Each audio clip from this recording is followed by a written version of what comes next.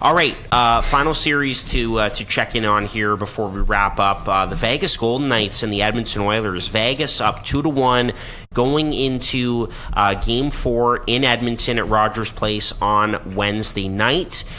So just after this comes out, and that was quite the road performance by Vegas in Game 3. Jack Eichel had a big night, and obviously, Laurent Brossoit got hurt, and Adin Hill came in, but, it didn't seem to affect them too much. They kept pouring it on, and, things got a little bit nasty as well. What was Evander Kane doing at the end of the first period when he had that high cross-check on Alex Pietrangelo? Not too sure. And the game before, giving Keegan Colasar body shots while he's lying defenseless on the ice. But anyway, I think this series is going to get nastier as it goes on. So what do we have to say about this one, boys? Vegas up 2-1 on the Oilers going into Game 4 on Wednesday night. Kane is definitely walking that line right now of being an effective agitator in the playoffs and ruining this for his team. Like, he's got to smarten up now. I think he's got the Vegas Golden Knights pissed off. You watched when he cross-checked Pietrangelo there. All 4 of the Knights came at him on the ice, which that does, it looks good for Edmonton in that they are thinking about him and he is in their head, but he's getting penalties too. And they didn't get burnt on the power, like when Vegas was on the power play that game. But when you're on the penalty kill, McDavid's on the bench. Well, McDavid's not scoring as much. Yeah. Draisaitl's not scoring. He's not playing 5-on-5 or power play time when they score all their goals. It's the same as like the Devils against the Rangers in the first 2 games. When you're killing penalties the whole time, Jack Hughes is on the bench. So they've got to smarten up. If it does get nasty, they're better set up to handle it. They're the biggest team left in the playoffs. And anyways, I digress. I am going to stick with Edmonton. Draisaitl and McDavid continue to be freaks. Draisaitl in particular, 13 goals in 9 games or whatever he's at now. When the superstars are going, it just takes a couple of the other guys to step up, and I think that they'll get back on track. I think they win Game 4, and then this series is back to a best of 3. So I'm still sticking with Edmonton here. Unfortunately, they're not going to win it in 5 like I said they would, but I'm still sticking with Edmonton. Yeah, I'm sticking with Edmonton too. I think this series, is going to be a bit closer than people thought, because Vegas isn't just going to go away, and some of their best players have really turned it on. Like you mentioned, Jack Eichel, Harper, where we had that steal from McDavid and then put it all the way down the ice into the empty net. That was pretty fitting. Especially because a lot of people weren't talking about the fact that it was, number 1 versus number 2 from the 2015 draft going head to head for the first time in the playoffs ever. So it's kind of a missed storyline that, is sort of developing now that the games are being played, which is kind of cool in and of itself. But yeah, I'm sticking with Edmonton for the sole reason that they have the 2 best players on the planet right now.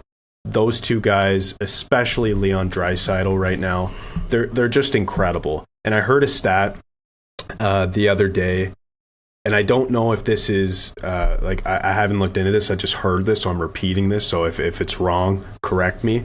But I heard that Carter Verhaeghe got his 12th goal for the Florida Panthers in the playoffs, which tied the franchise record for most career goals by one player in the playoffs for that team with 12.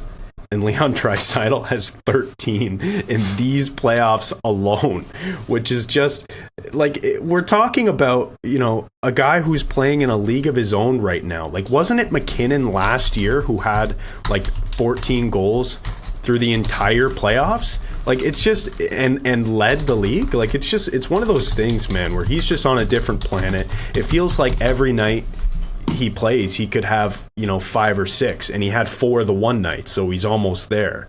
Like, those 2 right now are just going, and that power play is deadly, still over 50%, humming at a clip right now that is just untouched.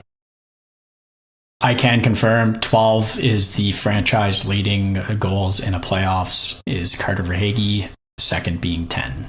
So that stat is factual. There we go. But yes, that power play is ridiculous. Do not take penalties. Yeah, seriously. Yeah, and a guy that kind of gets put in the shadows, obviously, by McDavid and Draisaitl is Evan Bouchard, who has been really good on the blue line for the Oilers and is a big part of that power play as well. And his role and opportunity certainly increased after the departure of Tyson Barrie, and it was definitely a gamble by the Oilers, but it's paid off. And even though they're down 2-1, and I know that Jay Woodcroft, who is one of my favorite coaches in the entire league, after he wasn't too happy, obviously, about that result in Game 3. I expect the Oilers to come back strong at home and tie up this series at 2. And I originally had Edmonton in 6, but I could see this going 7 games. I really could. I could see it going right down until the bitter end with these two, but I'm not concerned about the Oilers. I think they will pull this out in the end. I have a question for you two, though. Stuart Skinner has definitely showed his struggles. What do? Do you go to Jack Campbell now? You're paying him $5 million. What do you think? I mean, he came in that one game, right, and stole it. Was that this series or last series? I think that was the series against LA. Man, right. Looking back, like he may have saved that. He may have saved them in that series. Well, that one game alone, I remember looking at the numbers. It was a historic night. Like it was something like over 2 goals saved above expected in that game alone. After coming in relief and winning. So, but then again, like he's been so inconsistent all year long. And I don't even know if I can say inconsistent, because was he good at all this season? Like even once, aside from that playoff game that I just talked about? Like it hasn't been good. So I don't know. I think Skinner's still the man, and you still give him the ropes. And then, if he becomes unplayable, which I don't think he will, then maybe you give it to Jack Campbell. I think for Campbell, his season is kind of just like, I think you let him start fresh next year and try to be the starter, but I don't know. That's how I feel. Case, yeah, what do you think? I personally would stick with Skinner, but we've seen it with we saw with Boston, for example. This is a team that ran a tandem all year. Maybe you continue the tandem situation and go with Jack Campbell next game. True.